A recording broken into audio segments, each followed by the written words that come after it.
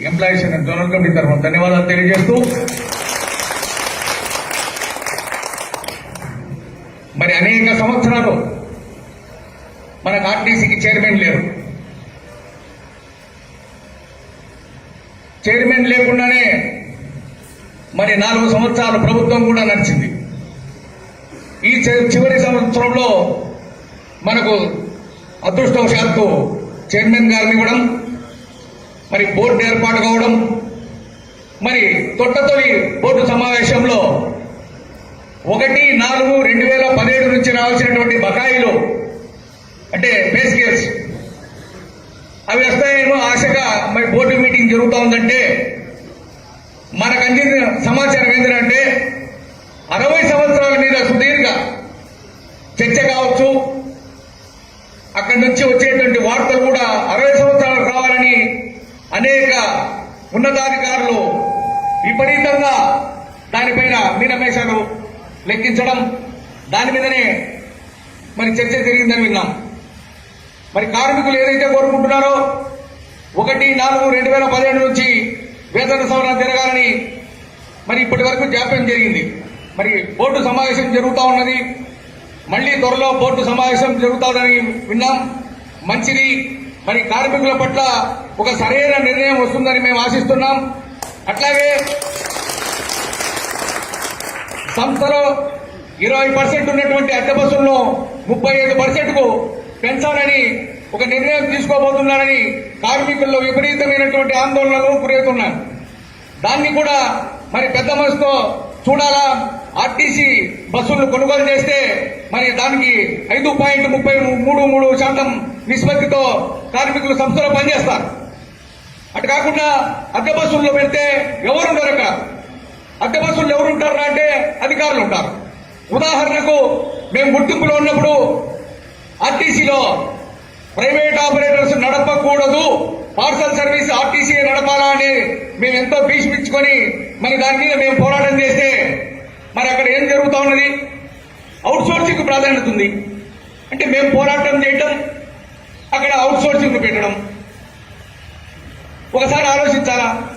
దాదాపు 8 సంవత్సరాల నుంచి కాంట్రాక్ట్ కార్మికులు విధులు లేక ఇళ్ల కాడ కూర్చుకుంటారు.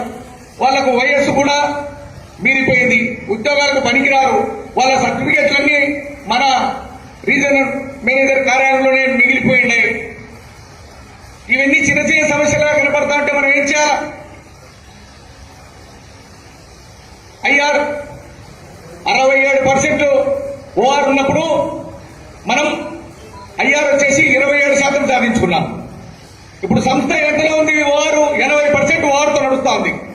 అంటే కార్మికులు మీరు చేసేటటువంటి అన్ని సంస్కరణలకు అన్ని రకాలుగా సహకరించి మీతో సహకరించడం వల్లనే 80% ఓఆర్ లేకొచ్చాం.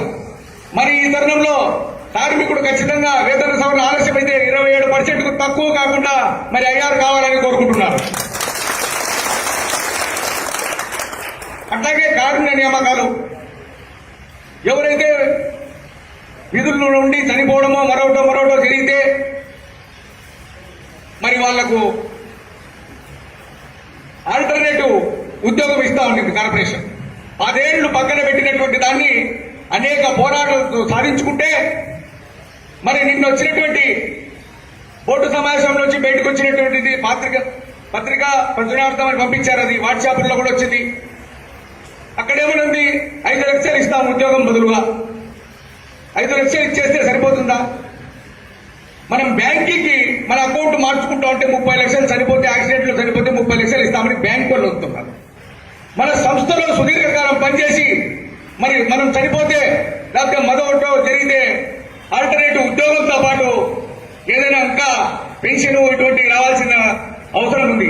అటువంటిది కాకుండా 5 లక్షలు ఇచ్చేసి క్లోజ్ చేస్తామంటే 5 లక్షల్లో ఇప్పుడు ఉన్నటువంటి పరిస్థితుల్లో మరి అందరికంటే తక్కువ జీతాలతో ఉన్నటువంటి ఆర్టీసీ కార్మికుడు బతకగలడా? ఆ వైపు ఎవరైనా ఆలోచన చేస్తున్నారా? అంతేకాకుండా ఇవన్నీ పాలసీ మ్యాటర్స్ మేము ముందుంచాం. ఇక మా జోన్ల విషయానికి వస్తే ఈ జోన్ లో అన్ఫేర్ ఇండస్ట్రీ నడుస్తా ఉంది. సమస్య మాకు కారుణ్య నియామకాలు మాకు అయ్యారు, మాకు దాని గురించి మాకు దీని గురించి అవి చెప్పండి.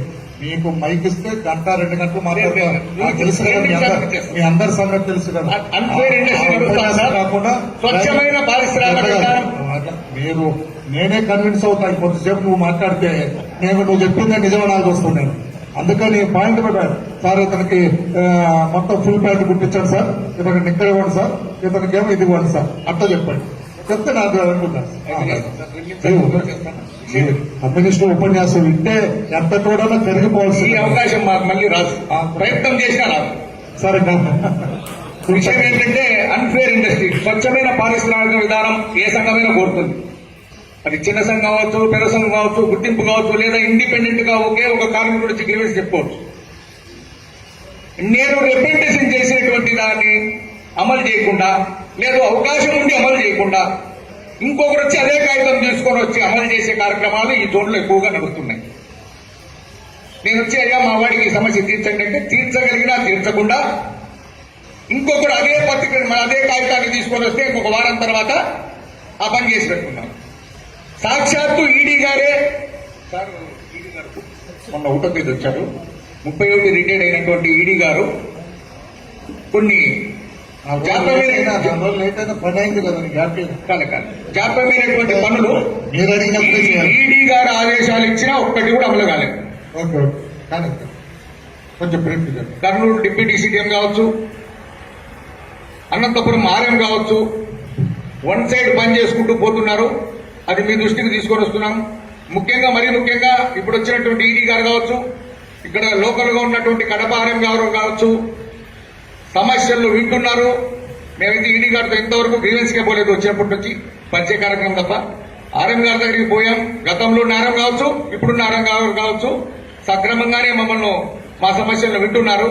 కర్నూలు అనంతపురం మాత్రం పూర్తి లోపభూయిష్టంగా నడుస్తున్నది. అది మీ దృష్టికి సభాముఖంగా తీసుకొని వస్తూ ఈ అవకాశం ఇచ్చినటువంటి మన అధ్యక్షురానికి ధన్యవాదాలు తెలియజేస్తూ